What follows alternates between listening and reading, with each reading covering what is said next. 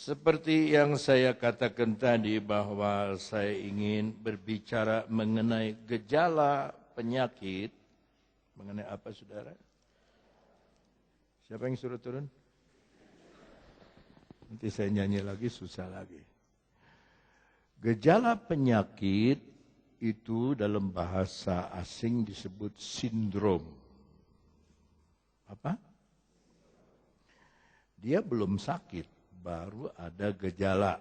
Umpamanya orang mau flu, ya gejalanya dingin-dingin, ya meler dari itu gejala. Ya, kalau mau batuk, ya di sini gatel, ya. Yang batuk itu kalau mau sembuh, bawa aja di gereja ini, sembuh pasti. Ya, tetapi gejala ini berbahaya kalau dibiarkan. Ya, ini satu teman saya, udah janjian mau ketemu, ada yang meninggal kemarin, saya khotbah tadi malam di yang meninggal di Bandung. Jadi sudah janjian, dari Kerawang mau datang, dari Jakarta mau datang, tapi tiba-tiba dia sakit.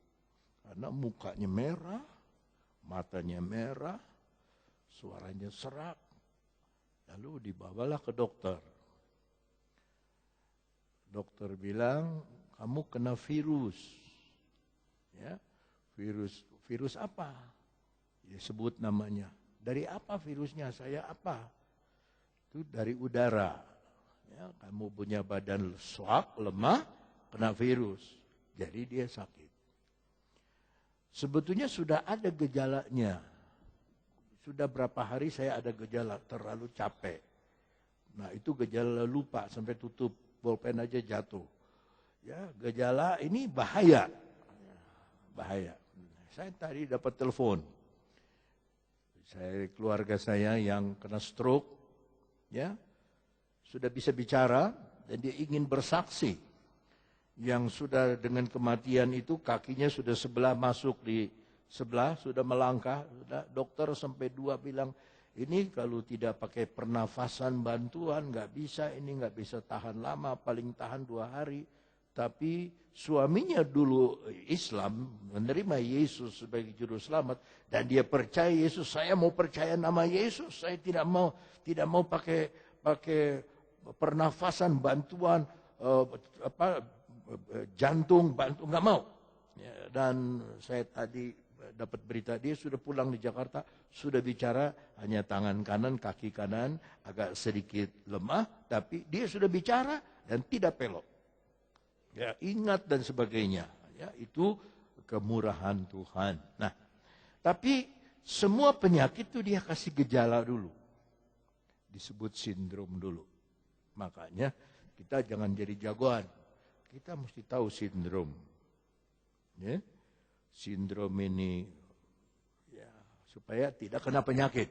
Nah, di dalam gereja juga begitu.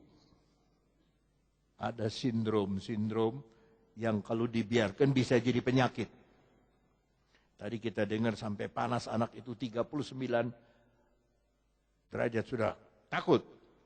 Nah, kita nggak tahu penyakitnya apa, tapi itu sindrom, dikasih tanda dulu.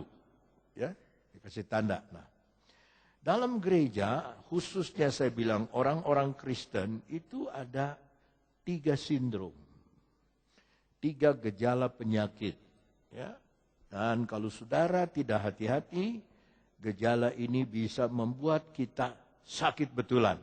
Yang pertama, 1 Korintus 1 ayatnya yang ke-10 dan 11. 1 Korintus 1 ayat 10 dan 11. Ya. Saya baca untuk saudara yang tidak bawa Alkitab bisa lihat di depan dengan jelas ada hurufnya. Tetapi aku menasehatkan kamu saudara-saudara demi nama Tuhan kita Yesus Kristus supaya kamu seia sekata dan jangan ada perpecahan di antara kamu, tetapi sebaliknya supaya kamu erat bersatu, ulangi erat bersatu, dan sehati sepikir. Ayat 11 perhatikan. Sebab saudara-saudaraku, kedua kali kita disebut saudara-saudara. Aku telah diberitahukan oleh orang-orang dari keluarga Chloe tentang kamu bahwa ada perselisihan di antara kamu. Sampai situ saja. Ini yang pertama. Berselisih. Selisih itu beda. Ya. 5 dikurangi 3, selisihnya berapa? 2. 10 dikurangi 9, selisihnya berapa? 1. Waktu kita di SD diajarin. Selisihnya berapa? Kurangnya berapa? Ternyata ada perselisihan. Kalau perselisihan, orang bicara kekurangan orang. Kekurangan ini berselisih. Kenapa? Karena yang satu mau maju sendiri, nggak nanya dulu ke A, ke teman, ke B, boro-boro ke gembala, mau jalan sendiri. Yang satu rasa ditinggalin. Dia berselisih. Yang satu rasa begini. Berselisih. Berselisih paham. Yang satu kekeh mau begini. Yang satu bilang enggak. Berselisih. Nah, di Korintus itu sampai ada 4 faksi. Kita baca ayatnya yang ke-12. Yang aku maksudkan ialah bahwa kamu masing-masing berkata, aku dari golongan Paulus. Ini faksi pertama. Atau aku dari golongan Apolos, faksi kedua. Atau aku dari golongan Kefas atau Petrus, faksi ketiga. Atau aku dari golongan Kristus. Buat apa kita ada kata persatuan kalau terbagi dalam faksi-faksi? Ya.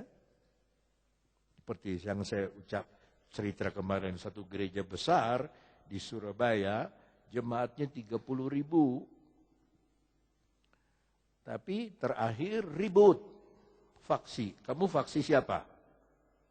Kamu ada yang faksi bapaknya, ada yang faksi anaknya, ada yang faksi mantunya.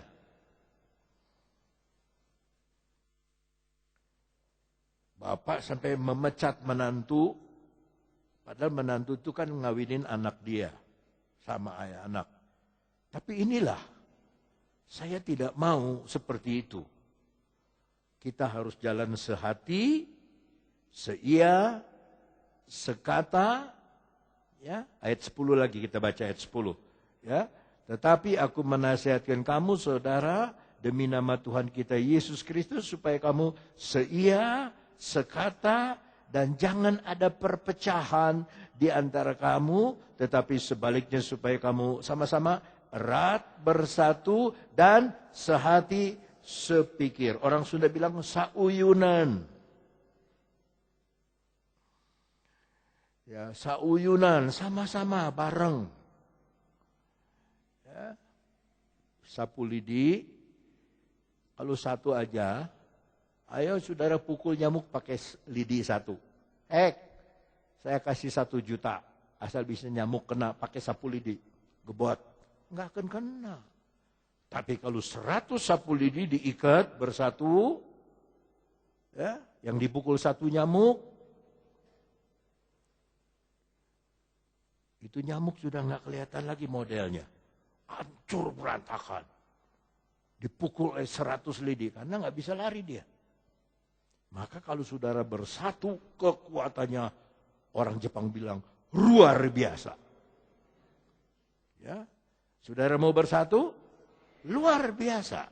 Kalau kita mau bersatu.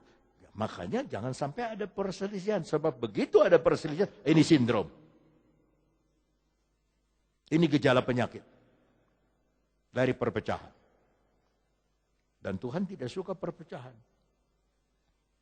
Yang Tuhan senang persatuan. Suami sama istri kalau udah pecah, Tuhan gak akan berkati. Saudara nonggeng-nonggeng minta sembahyang, nggak akan diberkati. Maka suami istri mesti sauyunan, mesti bersatu.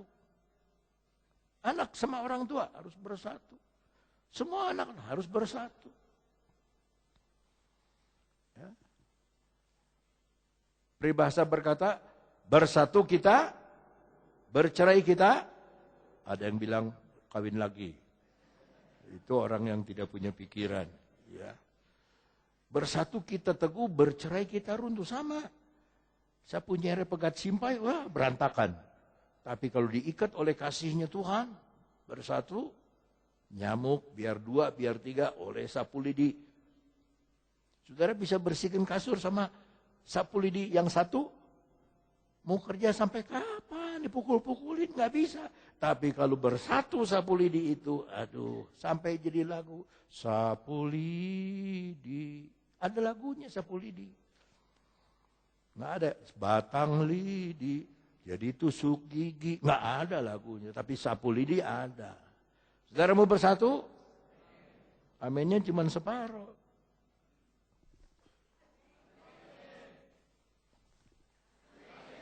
Kok nggak kedengaran suara saya?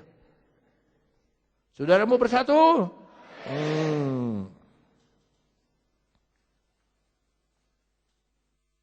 Sindrom kedua. Lukas pasal 10. Penyakit atau sindrom gejala penyakit yang kedua. Lukas pasal 10. Ayat 38. Ketika Yesus dan murid-muridnya dalam perjalanan, tibalah ia di sebuah kampung. Seorang perempuan yang bernama Marta menerima dia di rumahnya. Perempuan itu mempunyai seorang saudara yang bernama Maria. Maria ini duduk dekat kaki Tuhan dan terus mendengarkan perkataannya. Sedang Marta sibuk sekali melayani. Ia mendekati Yesus dan berkata, Tuhan, tidakkah engkau peduli bahwa saudaraku membiarkan aku melayani seorang diri? Suruhlah dia membantu aku. Tetapi Tuhan menjawabnya, Marta, Marta, engkau khawatir dan menyusahkan diri dengan banyak perkara. Tetapi hanya satu saja yang perlu, Maria telah memilih bagian yang terbaik yang tidak akan diambil daripadanya. Saya mau bicara terus terang. Saya senang dengan pelayanan Marta. Sebab Marta ini diperlukan di gereja.